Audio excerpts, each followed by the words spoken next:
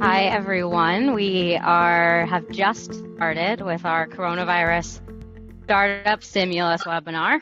Thank you all for joining the FoodBytes webinar today. My name is Elina. I'm part of the FoodBytes team, and we have many more colleagues on the line, as do our speakers. Following previous sessions we hosted on equity fundraising and food and ag insights, we're hosting our third webinar today in our effort to support the emerging companies that are most deeply impacted by this coronavirus pandemic that we're currently experiencing. We brought together our long-term mentor and partner, Chuck Cotter of Holland and Hart, and startup alum Robbie Vitrano of Goodspread to share their knowledge and answer questions on navigating stimulus opportunities for this time. We will dive deep into what startups need to know about the CARES Act, including the loan application timelines, first-hand startup experience of how to do this, other loan and grant options, and more. Before we kick it off, I want to hand over to our fearless leader of the FoodBytes platform, Anne Greven. Yeah, hi everyone. I hope you all are managing through this very unique period. I want to thank Chuck and Robbie for being with us today, and all of you for making the time. We really are trying to create programming and webinars that actually are timely, that are addressing our community. So we'd love to hear from you and share your ideas of how we can best serve you through this forum during this very crucial time. I think we have a lot to learn today, so I'm going to keep my comments very brief. But thank you all for joining, and look forward to learning alongside with you about how these programs can help support you during this time. Thanks, Alina and team, for organizing today's webinar, and let's get started. Thank you, Annie. Before we introduce you all to our speakers today, Sonia of our team has a note to share for companies that are new to our network. Sonia? Thanks, Alina. So first, I want to extend a very warm welcome to the companies joining us for the first time. Through FoodBytes, we really aim to connect entrepreneurs with the greater food and ag community that we've brought together and continuously learn from over the past several years. And as Anne mentioned, we really view these webinars as a perfect example of how this community can build each other up during very challenging times. So for additional background on our programs, we have FoodBytes Pitch, which is an event involving structured mentor sessions, investor one-on-one meetings, and corporate introductions, culminating in a live pitch on the final day. And second to that, we have FoodBytes Pilot, which pairs a corporate and startup together over 6 to 9 months to collaborate on a specific goal or industry challenge. So if you're an investor or corporate interested in partnership, please reach out. And if you are a startup interested in learning more about the event details and being considered for the pilot program, you can fill out a form on our website at foodbytesworld.com. With that, I will pass it back to Alina to introduce our speakers.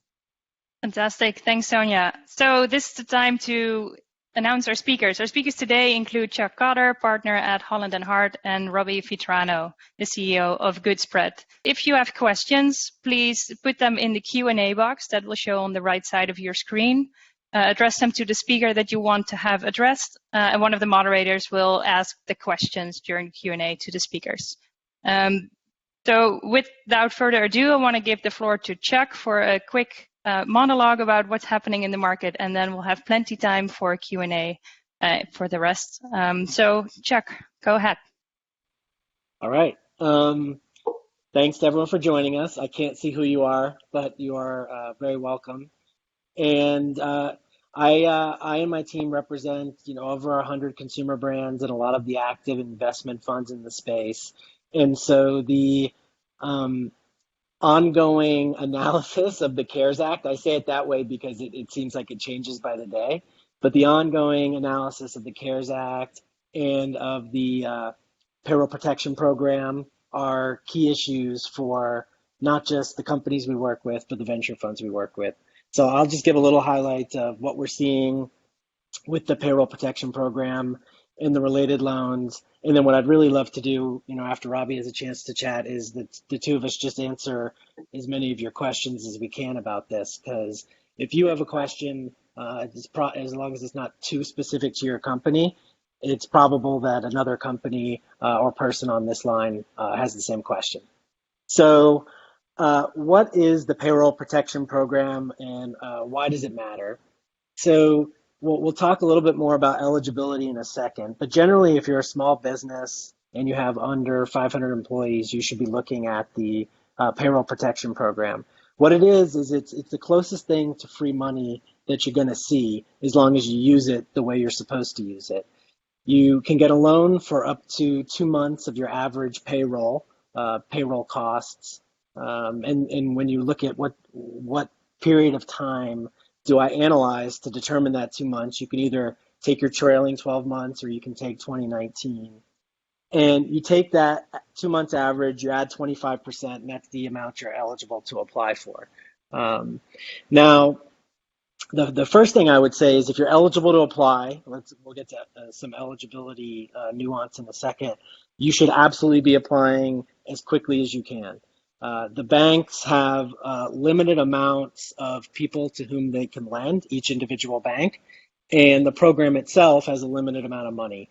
And most of us who are working in this space think not only will many of the banks, not only have we seen companies, by the way, go to their regular bank and be told, sorry, we're already capped out, but the program itself will likely be capped out. So you need to get your application in. Now, we talked about who's eligible. Who's eligible is generally a company that has less than 500 employees. The determination of whether you have 500 employees is not as simple as it sounds, and this has been the number one issue that has tripped up a lot of the companies and funds that we've been working with so far is analyzing this issue. The SBA has an affiliation rule, and what it effectively means is for the purpose of counting how many employees you have, you also have to count the employees of any company with or entity, and most commonly venture fund, with whom you're affiliated, and any other companies with whom they are affiliated.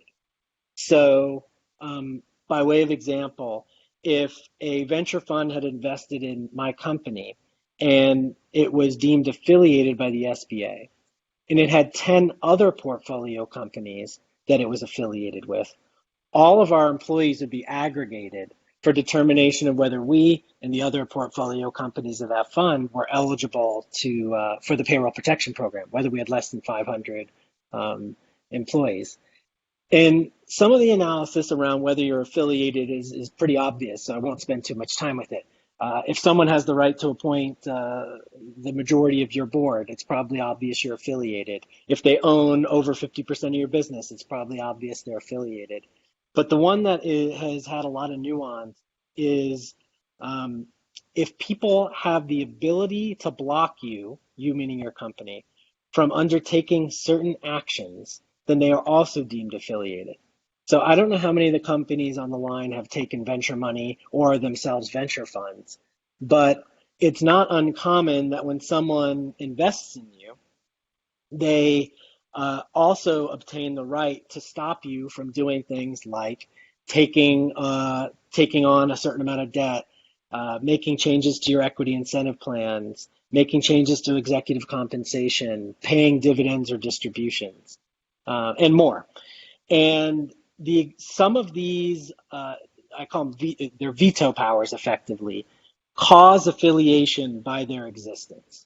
And therefore, you could have an investor that only owns 15% of your business, but because they hold these veto rights, they are affiliated with you. And therefore, their employees are counted towards your 500 cap, and the employees of all of their other portfolio companies with whom they are affiliated are also counted, and that may make you ineligible. And given that when you apply for the Payroll Protection Program loan, you have to certify that you're eligible under the penalty of perjury, and you have to address the affiliation issue. This is something that everyone needs to be addressing. In some instances, companies have recognized this up front, or their venture funds have recognized this, or their other investors. And the way that they're dealing with it is by either irrevocably waiving or amending out any of the bad rights that would cause affiliation, and then that makes the company eligible for the loan. But we've had a number of companies who were just totally unaware of this rule, or they thought that it only applied if to people who own 20% or more of them, and were on the verge of submitting an application until we told them this needed to be addressed. So, so definitely, if that applies to any of you, please deal with it, because otherwise you could have way more than 500 employees without realizing it. The rest of the topics around this, I think, are probably best reserved for Q&A. So, Robbie, if you're good, I think I'll pass it to you. I'll jump in. So I am not a lawyer, so that might weigh what I say and what sort of advice I offer.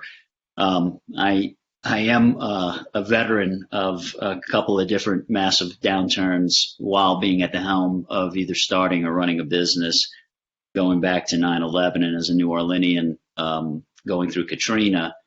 And so much of what we're experiencing now is sort of framed in that context, except as one city that was completely devastated and emptied out. Now we're in a circumstance where essentially this is a global crisis and phenomenon. The focus that I want to talk about is the PPP program. I've been working both on businesses that I'm directly affiliated with, but also on a prototype program that brings together consultation and guidance along with the funding. So I'm actually working with a large lender to design programs that align that cash and the critical decisions that you have to make relative to that cash. And then arguably decisions that you should be making, every day in your business. They're just, obviously everything's a bit more compressed right now. One of the things we hear and see quite a bit now is this idea that everything's changed, and the frame that I see all this in is that everything, all that change has been accelerated. So I think these are things that either we know about, or that we've talked about, or we've discussed, or maybe we've been whistling in the dark around. But I think for smaller businesses that are fighting their way through this and dealing with the uncertainty, it's a time to understand maybe what that acceleration of change means to our business on a day-to-day basis. The other frame that we've been talking about amongst this largely a peer cohort, along with some subject matter experts, has been the fact that PPP is essentially designed for employees. So it's designed to protect jobs, and there's implications around that relative to how funding is used and how you think about that funding. So as Chuck said, it is the closest thing to free money in many respects. And then by the same token, there are some things that you're compelled to think about. The second thing that, is the obvious point is that it's backwards looking. So the calibration and the calculation relative to protecting the employees is that it's looking at your historic performance and behavior. And I don't think it takes any great wisdom to know that we're dealing with so much uncertainty, and you quickly need to move from, that idea of backward looking to the now and what's next. And that's largely been, again, a part of that discussion amongst the companies that I've been working directly with, and the thinking for our own company is this idea of how are we prioritizing that decision making. So, there's no particular order to these things, and those of you who've been on some other calls with people that are much smarter than I am have probably been advising you to protect cash, focus on the parts of your business that is generating income, paying attention to anything that has longer or difficult to control time frames, that's expensive and uncertain in terms of operations. And I think that's all good advice. In the mix of this, we're dealing with a lot of the facts around our own self-care and, how we're showing up for this and how we're sort of managing our own energy. I wouldn't overlook it. People have been talking about making sure that, you're getting sleep and exercising. The days become sort of endless in terms of the continuity and the discontinuity. My dog's walking in now, so you guys get to enjoy a little bit of him as well. But I think the idea of how we sort of maintain our day and how we set ourselves up for the day is vital. Some of the key areas of your strategy that we're paying attention to is that how you're managing that customer experience at this time. So whereas on one hand you're being very disciplined about your cash and how you protect that cash and how that figures into your planning, the other side of it is that there are opportunities within the fact that in the food industry, in the natural food industry, there's projections of anywhere between 15 and 30% increase in volume in that period between March and May. And that's sending, again, sort of creates that mix of excitement and uncertainty. But it's also probably some false signals relative to, what the steady state's going to look like. So the opportunity there is, yes, to gain some cash, be focused on transactions and the thing that is generating revenue for you. But also within that is an opportunity for gaining market share, for really thinking about your customer experience, in particular how you're communicating with people digitally. The communications platforms that you utilize, the ones that you've used in the past, the ones that you're compelled to think about now, they're all being turned another quarter turn in terms of the expectations and what they meet or mean to your customers and your shareholders and your stakeholders. So that's across the board. It's not just customers, but you're spending a lot of time right now in terms of how you're dealing with your creditors, how you're dealing with your vendors and your supply chain. So before we go to the questions, one of the things that I will again underscore is that walking into the PPP program is certainly an opportunity to get some cash and to attain it in a way that could potentially be forgivable if you practice a few things. And I think there's a lot of good advice out there for what that looks like and what that discipline looks like. But I think shifting from that idea that this thing is designed to protect jobs and that it is backwards looking and into a planning mode and a disciplined one at that sort of deals with the now and is forward looking is key. So I'll flip it back over to our moderators. Great. Thank you, Robbie. Thank you, Chuck, for a little bit of a highlight of what to think about when applying for SBA loans. We have a lot of questions coming in through the Q&A box on the right side of the screen. If you have more, please add, and also add who you would like to have your question answered to. We'll start with the first question. Hi, this is Nina from the FoodBytes team. I'm going to jump in with the questions. We have a question here with a lot of caps in it, and the caveat that this really needs to get answered. So I would like to start there. This question is most likely geared towards Chuck. But the question is, as a startup, I only have full-time contractors. I do not have employees. I have my 2018 taxes, my 2019 P&L, and all of my 2018 1099s. Can I still apply? Will this be sufficient evidence? And she's looking for any guidance around that question. Here's the short answer. Here's the short answer. The amount you paid contractors doesn't count towards the amount of payroll that you can borrow against. They weren't employees. You didn't pay payroll taxes on them. I assume that's the rationale. But 1099 contractors don't count into the total. I'll jump in with one more question. I know that PPP will help pay employees, but it also includes rent, utilities. But on the application, it does not give you the option to put in any other amount except the monthly average payroll times 2.5%. So how do we get our rent and utilities included for those 8 weeks? The amount you can borrow is really your payroll cost plus 25%, which would include, it also includes benefits, state and local taxes on it, et cetera. And then what the money can be used for includes payroll, mortgage interest, rent, and utilities. And if you use it for those things, that's how it can be forgiven. So what you can apply for is 2 months of your average payroll cost plus 25%. And when you can use it for is a little broader because it's the mortgage interest, rent, and utilities. Robbie, is that your understanding too? Yeah, the only thing I would add to it, yes. The only thing I would add to it is that, keeping those records are important for the forgiveness portion of it. So, essentially in the forgiveness section, head count's going to matter. And as you're reconciling in the 8 weeks that follow the time that you're given the loan, you're going to be keeping good records of the payroll that you maintain. And as well as Chuck said, you'll be able to add up to 25% of that usage for things like mortgage interest, if you own the property, rents, and utilities. We have some follow-on from the last question regarding contractors. So a few people are weighing in saying, however, the 1099 contractors can file for PPP themselves. And there was another clarifying question on whether that is actually the case. Can you speak to that? I can share a little bit of experience in working directly with a lender on this conversation.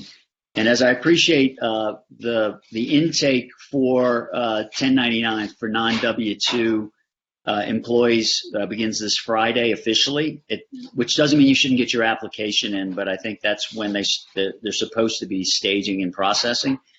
But I've had this question a couple of times, and if people are qualified as employees but they're not under W-2 and they are 1099, there seems to be some consideration available in that.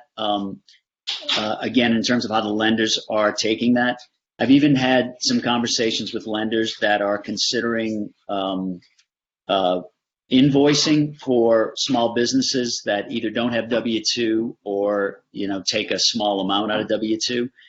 I think the danger with all of that is going to be in the reconciliation, where it probably is going to be a bit more specific. So you have to be careful about it. I mean, the context here is that even if you get into the system and you qualify for the loan, when you reconcile and you're banking on forgiveness, if some of your stuff is hairy or not well documented, then you're going to end up with a debt. And even though it's only 1% and it's 2 years, it's still a debt. So again, that gets back to the planning side of it. So again, Chuck's the lawyer, might have a little more of a specific or even a contrary view of that. No, you got it. I tend to look at it as independent contractors are their own employees, and so they'll be able to apply for their own protection beginning this Friday based on their own self-employment taxes and net earnings. But with respect to a company, the contractors it had don't count towards what it can borrow for payroll. There are a couple of questions around early stage companies who have just started generating revenue. So we're an early stage startup that had just started generating revenue in the last few months, virtually no revenue. It seems the EIDL approved amounts are based on your revenue and COGS from last year. So are we out of luck there? And then I think another follow-on that we can loop in together is a question around potentially employees or founders that are not salaried but are working for equity. How does that apply in the PPL conversation? I can probably feel a little bit of it, but on the EIDL, I'm probably not my area. I would say on, again, my interpretation of it in conversations relative to people that are working currently for equity, I don't think the PPP is going to work for you. So again, the idea is that the spirit of it is to replicate the conditions whereby employment is retained. So I don't think it's going to make whole or generate a salary, so to speak, for somebody that's not receiving one now. I'm dealing with a founder who does not take a salary and does not have any. He's not cash flowing. They're not profitable, and had asked this very specific question, and I was told in no uncertain terms by the lender that that would not qualify. Yeah, and when we're talking about the payroll protection program, which, like Robbie, is what we've been focused on, not the broader other types of loans under the SBA. Just bear in mind, these are not business growth loans, right? If you're starting a business, these aren't structured to enable you to have another avenue to borrow money to grow your business. They are intended to help maintain employment and stability for existing businesses. That's really how it's been structured. Next question is, really quickly, well, there's two questions, but let's start with this first. Really quickly, can you do an overview of the 3 different payroll tax credits for employers with fewer than 500 employees, excuse me? I am not qualified to answer that question, and maybe Robbie is, but I don't quite understand it. Are they referencing things like health benefits and retirement benefits relative that can be added into payroll calculations? That may be the case. So again, if you look at, most lenders are publishing this now. If you look at what qualifies for payroll, it can include benefits, it can include leave, it can include a number of different aspects of quote unquote compensation, such as retirement benefits. It essentially takes the gross number on payroll within the W-2, but the federal portion that an employer pays is not included in the calculation. So again, just in simplest terms, if you've got a W-2 working and people are under that form of compensation, then utilizing the formula of an average of 12 months, generally times 2.5, and including any benefits associated with leave or retirement or health benefits, can all be considered in that, but do not include the employer section of any federal taxes paid. Okay, I think maybe that was helpful. I think maybe the person who put that question forward can give a little more clarity at the top of the feed. The next question is for Chuck regarding this affiliation rule. This is from a person typing in. So they say, we've taken money from many different angel investors over the years, and they have standard preferred type rights. Are you saying we need to find out about all the other companies these investors have invested in and include their employees in our head count? I'm saying it depends, right? Them having a general group of rights may not mean that they have any of the bad rights. I call them bad rights. When I use the term bad rights, I just mean the ones that cause affiliation. But there's some relatively specific guidance about what those rights are. And I named some of them earlier, and there's a more full list. And this is why you gotta just be checking this stuff with your lawyer or any other qualified advisor. But things like preventing the payment of dividends or distributions, or the entering into new leases or material contracts or executive compensation changes. Those are generally the things that are falling in the bucket of bad rights. I almost think of them as operational controls versus, hey, you can't sell the company without the consent of your preferred stockholders is not generally perceived as a bad right? That's not really an operational control as much as it is like an M&A control, or doing another preferred equity round is not generally viewed as a bad right. So there's these group of bad rights that can cause affiliation. And in the absence of those bad rights, just having an investor doesn't mean they're affiliated. So you can have an investor, they have none of these bad rights, well then they don't really have any management control over you, and therefore the SBA doesn't view them as affiliated, and you don't have to worry about the number of employees they have or their other companies have. Questions have to do with Wells Fargo. So the one up here is Wells Fargo is already out of SBA funds, and startups are wondering if there will be a second Part 2 program. And then the follow-up to that is Wells Fargo has a limited amount that they can lend due to restrictions placed on them by the Fed. The startup in question is in their queue, and they've suggested that they apply elsewhere. But they don't have a business account with another bank. Are there any suggestions around that? There's a couple that I have recommendations on, but any approved SBA lender in your market is fair game, and it doesn't necessarily even have to be in your market. Wells is the preferred SBA lender, so they probably got deluged.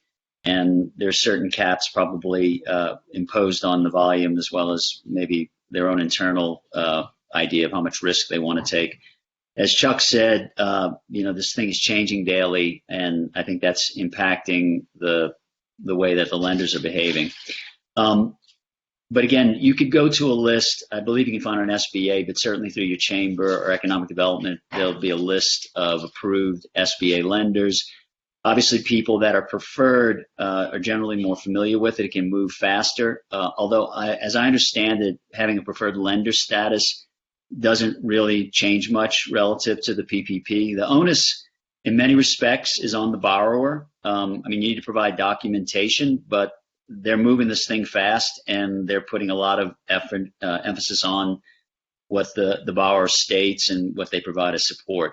So again, that's sort of a eyes wide open, beware situation if you're concerned about acquiring a debt at the end of this and thinking about it as free money. I have seen some things I really like. There's a sort of a founder-friendly investment fund called IndieVC. Some of you are familiar with. I like sort of the vibe of that group, and they've done a really nice job of creating a platform, an intake platform, working with a company called Lendio, Lendio, that is offering a pretty streamlined application process. So last time I checked, that was still available. So if you go to the NDVC site, you can find out about that. There's some really good common sense information around these programs, in particular PPP. It asks some good questions that I think, again, you should be asking about yourself. Do I need this money? Am I going to be put out of business? Those are kind of moral and tactical. But that's one resource, lendio.com. I don't have anything to add except we heard Wells Fargo reached its cap before the close of business Monday. There have been other banks who I think reached their cap, and people are just going to have to hustle and talk to all the other potential banks and credit unions. And before you ask the next question, there's one clarification I wanted to make around the affiliation rule, which is the Treasury specifically exempted hospitality and food service. It's a specific industry code, but it's effectively hospitality, restaurants, and this isn't legal advice, but arguably non-restaurants who deliver meals as being exempted from the affiliation rules. So the affiliation rules don't apply to those types of businesses. Got it. And another question, moving back to like 1099s for application. She says, do we expect that the 1099 application form that opens this Friday will be different? The current form doesn't make sense for 1099s. How can we plan in advance? I haven't seen the new form, but I think you're right, since the existing form does calculate around more conventional. I'll try to find that, and I imagine you guys are going to do a follow-up with this. I should be able to get some insight into what the form's going to look like for 1099. The next question is, does profitability matter with this loan grant in terms of qualification? Do you think that profitability matters when it comes to this loan grant? I don't believe it does. No, I don't believe it does. Legally, I don't believe it does. No, I don't think so either. Again, the spirit is to protect jobs and keep you in business if you're being critically impacted by this crisis. So profitability is not a calculation. It's not requiring personal guarantees. Again, the underwriting is pretty light, which is good on the front end, and there's some to be seen as to how that might impact you when you're looking for the forgiveness side of this on the PPP.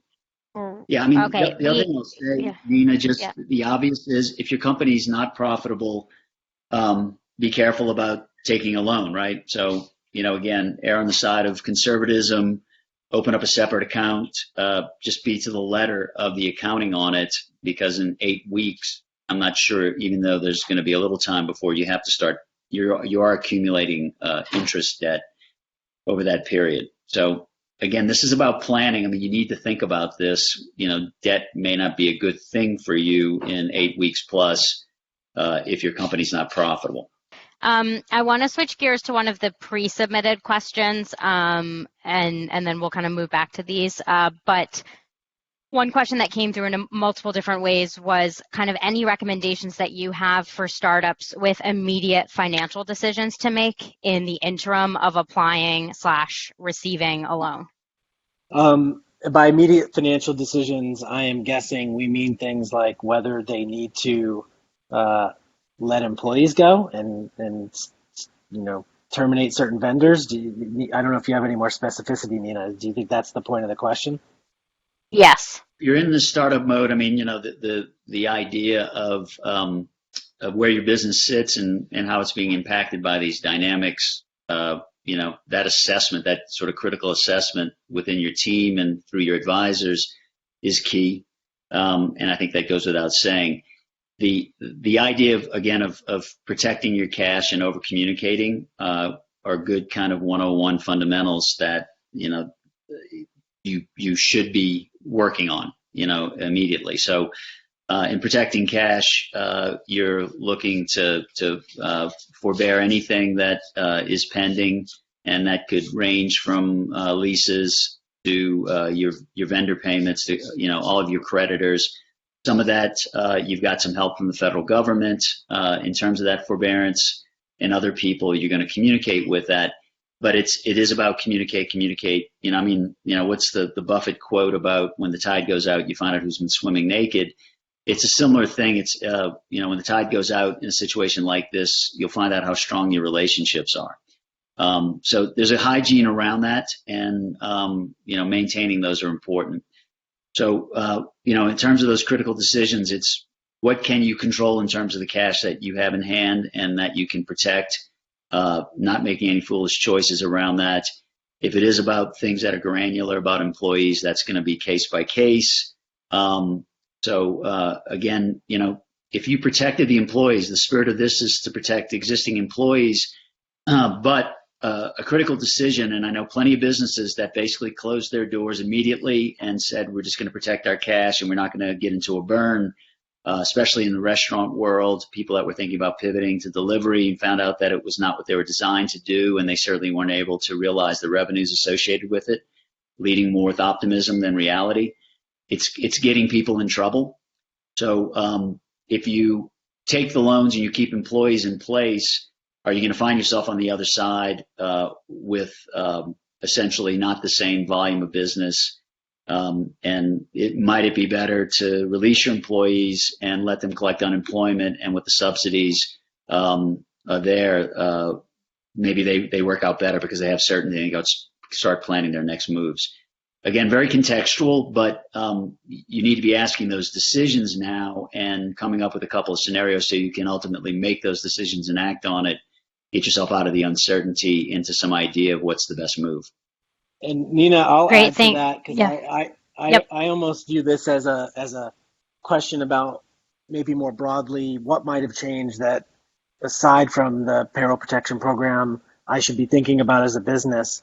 A point of view we've had pre-COVID-19 is that investors, all the angel investors to venture funds to strategic acquirers, were all focusing considerably more on profitability, unit economics, et cetera.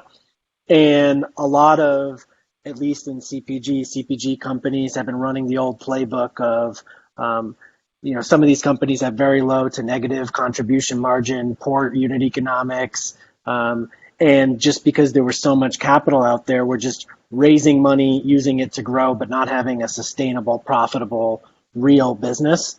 And I would just really emphasize to people who have a company that, there are a lot of companies that emerge from a recession as absolute diamonds. And right now you need to focus on being scrappy,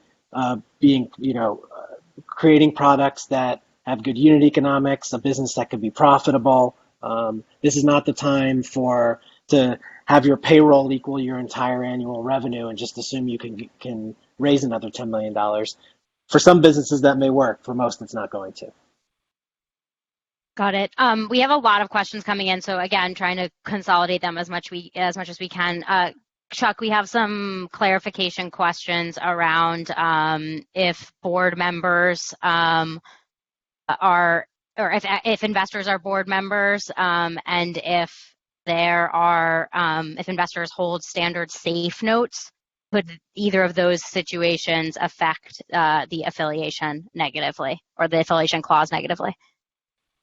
So merely holding a safe note, just like merely holding equity or something else, wouldn't cause affiliation, unless hypothetically the safe note was so big that if it were converted, the person has control, or unless alongside the safe note the person has these bad rights I talked about. So just holding a safe note doesn't cause affiliation. The director question is a good one. We've taken the position, just for background for folks, often when a venture fund makes an investment, it has the ability to appoint a director. And some of the veto rights that it possesses, it exercises through its director, because certain things cannot be approved unless that director also approves it. So we've certainly taken the position that if for example, a Series A director holds some of the bad rights, that there's affiliation with the fund that appointed that director. Now, let me make an important distinction. Let's say there's one of these bad rights that exists, but the approval of the bad right requires one of two directors. One is the Series A, one is the Series B. These are two totally different investors. In that case, where you only need the approval of one of the two, there's a very good argument to be made there's not affiliation, because not one of them doesn't own a veto right by themselves. Both would have to say no, right? However, if your rights documents say the A director and the B director have to approve one of these bad rights, then they're arguably both affiliated, because if either one of them says no, you can't do it, right? So it gets nuanced, to answer you, Nina, but at a broad level, we do view a director appointed by a fund who possesses the ability to veto one of these things as causing affiliation. Great. The next question, trying to go through, there's a lot more in the queue. Hopefully we can get through them. Maybe this is more for Robbie, but is around if there's any SBA disaster relief loan or special consideration for startup businesses whose model is to help mitigate the COVID-19 disaster, i.e. through home delivery of local food or increasing local resilience. Have you seen anything that specially applies to those types of businesses? I have not seen anything that's specific to SBA, although there's quite a few companies that are either pivoting into that space or are creating around it. There are some grants that are available. I've seen some stuff through MIT. They've got a program. Again, I'll send it over, but I was sharing it with some people in New Orleans that have pivoted over to hand sanitizer and have doing quite a bit of business, about $175,000 a week in it. And so there are funding sources. I think they're coming through grants. Also, just kind of on a global level, there are still conversations to be had with investors. I think the common logic is that now not a good time to ask for money, but there is quite a bit of money that's parked, and but there'll probably be some different conditions in terms of what investors are going to be looking for. But I think if someone is entering into a space, and much like any other idea that has an upside to it, there are people that are hunting for deals and looking to maybe take advantage, if that's the right word, of this condition. The hand sanitizer, the distillery that pivoted to hand sanitizer and is doing about 10,000 gallons a week in New Orleans, has received an influx of investor inquiries. So I would say there's a couple different ways to go about looking for that type of funding, but none within SBA. I'd like to emphasize what Robbie just said, which is investors are still there, and many investors look at this period as an opportunity to deploy a lot of capital. The question is merely, if you are a company or an entrepreneur, can you be realistic about the circumstances we're all in when it comes to valuation? Because if you're one of the ones that wants to cling to the valuations of 6 to 12 months ago, you won't get the money unless you are just an absolute almost unicorn. The people who will get the money that all these investors want to deploy are the entrepreneurs who understand the economic environment is different. And to put too fine a point on it, what I mean is maybe the same data around your business would have valued you at $40 million 6 months ago, and it may only value you at $30 million right now. But if you can get a $5 million check to continue to grow your business at a $30 million pre-money, it's still a wonderful situation to be in relative to a lot of people. I want to point out that we have a lot of people actually answering some of the questions or providing more clarification on the startup side in the Q&A. So please check there. There are some answers being provided. Our team's going to provide answers that we have, and we're doing that in real time as well. I want to keep moving on to questions because we have some more there. We have a question around lenders. It seems like many third parties are collecting PPP applications to later submit to SBA, like nav.com or Lendio, which was mentioned earlier on this webinar. QuickBooks is also developing a process. The question is, are we better off to focus on working directly with a lender instead? I would say if you've got a lender relationship and you're comfortable or confident with that, that probably would be more direct. So, you know, I mean, again, contextual. But if you don't find yourself in a place where, I mean, you know, throwing yourself into the great unknown with somebody like Chase or a local bank that might be overwhelmed, probably is not going to get you any farther down the path than working with a third party that's set up to do it. Some of the smarter lenders are expediting by working with a third party, so it's dedicated. That's the case for several lenders that I'm aware of. So again, I think it depends, but I would say best case scenario is that you've got a banker you've got a relationship with, and they're checking in on it with you. The things that you should look for, and you know, what you can't do is sign more than one promissory note. That would be fraud, so don't do that. But you can apply with multiple lenders. I would advise you not to do it because it's a clogged system and you've got a lot of bottlenecks already. But if you are in a state of uncertainty, it is an option, and I'll let your conscience guide you on that. Great. There's some questions around timing. This was one of our pre-submitted questions too, and I know you guys in the beginning sort of said this is the Wild West. Things are changing literally hour by hour. I've been on some other webinars where, you know, people are looking up different changes as the webinar's happening. But the question maybe you can speak to a little bit is what kind of timing is expected for disbursement of these funds? And is that the process? If we're approved, the SBA will simply email us closing docs, and then we'll sign and get an email back. Is that what you're seeing, or do you have any expectations to kind of help put people at ease here? Just an anecdote on funding speed. We had one client successfully get their application through on Friday who got the money wired to their account on Monday. And we have some who have successfully gotten their application through who have not been wired the money yet at all, and we're not sure when it's coming in exactly. So it really just goes to the lack of clarity around the speed of wiring. As far as the documents themselves go, our lending people have actually been handling that. I assume it's actually with the bank, not with the SBA, that you're signing these loan documents. Robbie, do you know? You've probably been closer to the actual. Yeah, that is the case. There'll be a promissory note that the local lender, certainly on the PPP side, is going to be ultimately responsible for getting you to sign off on and get in line. A number of banks are, if you're not already, a customer, they're going to ask you to become a customer. Probably with credit unions, there's fields of membership that you may be required to, but in general, yeah, the bank should be issuing those promissory notes for you to sign. And to the best of your knowledge, do you think that there will be a new amount of like a separate bucket of money available as of this Friday for 1099s? I know there's the 250 billion. Looks like that was released or will be released. It looks like the Fed's getting involved in that, the Treasury. So, I mean, most expectations is that additional monies will be coming, whether that's specific to 1099. I think when you start to do the math about how many loans can be written and what the average request is, you quickly see that the money will be depleted. So, the best thing I can say is get in line as quickly as possible and, again, over-communicate where possible.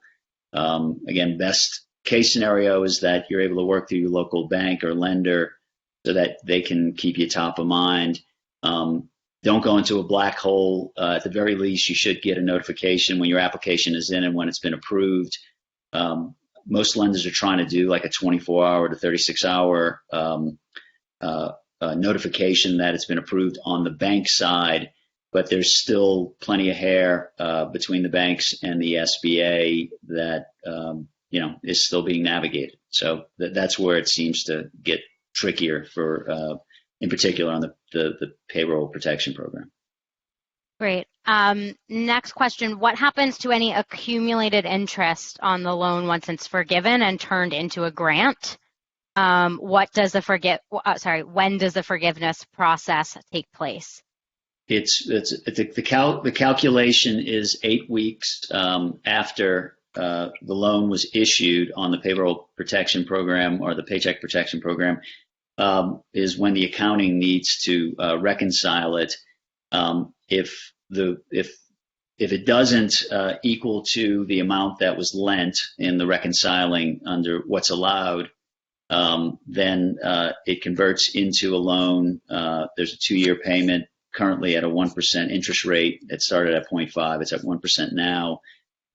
You will not have to make payments for 6 weeks, I believe. That may not be exactly right, but there's a period where you aren't required to make any principal payments, but the interest will start to accumulate. So the interest would only accumulate if a loan, if it would be converted into a loan, and you aren't able to qualify for forgiveness. And you're gonna have to submit to the lender. I think Robbie's been giving you guys great advice over making sure you have the ability to prove this. But you're gonna have to certify to the lender and submit relevant documents when you ask the lender to agree that your loan is forgivable. You're going to have to submit all the backup documentation as well as sign a certification. I was going to say the head count is going to be something that would shoot a red flag over to them. If your head count reduced, that would probably be something that would trigger a further inquiry. So it's something, again, you have to maintain in addition to the numbers associated at 75% of the payroll side of it. And it can be up 75% and then the 25%, up to 25% on some of those operating costs, generally associated with your lease or the buildings you occupy. And don't forget that for this purpose, salaries over $100,000, they're capped at $100,000 for these calculations, about how much you can borrow and so on. So, and that includes, I believe anyways, that it includes if you're an independent contractor and we've gotten through a lot of the questions. I will give a caveat that we have 3 more minutes. We will do short wrap up on the Robbo side in a moment. So if you have any last very pressing questions, please add them into the Q&A right now. Again, there are a lot of replies and answers and helpful comments and anecdotes in there, so please take a look through as well, and we will try to make this information available following the webinar too to continue to support you. I think the last question that we will end on is a sort of about process of these different funding options. So the question is, do you recommend a startup applies for an SBA CARES PPP loan at the same time they apply to a non-traditional lender? As well as seeking investors? What do you see as the sequence of applying tackling these choices? I would say if you can get the PPP loan, get it. If you're not in line, you may not get it even if you're eligible. And for me, it's completely independent of the other 2 paths of obtaining other loans or getting investment money. And in fact, it may make getting investment money more easy because investors know that you'll have this loan to cover payroll for 8 weeks, which reduces cash burn. Sorry, go ahead, Robbie. I would agree with that. Yeah, because it's there's a ticking clock on it. Get the application in. It's not very painful at this point. The painful part is the planning, and that probably is the part that's associated with that other form of lending, whether you use a non-traditional, which comes with its own kind of hair, or whether you're out there raising money from investors. So first priority, I would say, is the PPP. Get it done, get it in the system, but then get your planning in so that when you do receive an approval and it's time to sign that promissory note, you're starting to feel a little more confident about what the future is going to look like so you can make some good decisions. Fantastic. Thank you Wonderful. all. Alina, back to you. Thanks, everyone. I think very, very lively Q&A, and thanks everyone for joining. We hope you really came away with a good understanding of the stimulus landscape today. You can find a recording of this webinar and key takeaways on our website, foodbytesworld.com, in the next coming days. Please also keep an eye out on our social media, as we'll be promoting the next webinar that will take place next week, Wednesday the 15th at 11 a.m. ET, about the immediate and long-term impact of COVID-19 on food and ag companies, where we're mainly focusing on consumer behavior, supply chain, and the role of startups. But more to come on that soon. Looking forward to seeing you later, and thank you so much for joining today.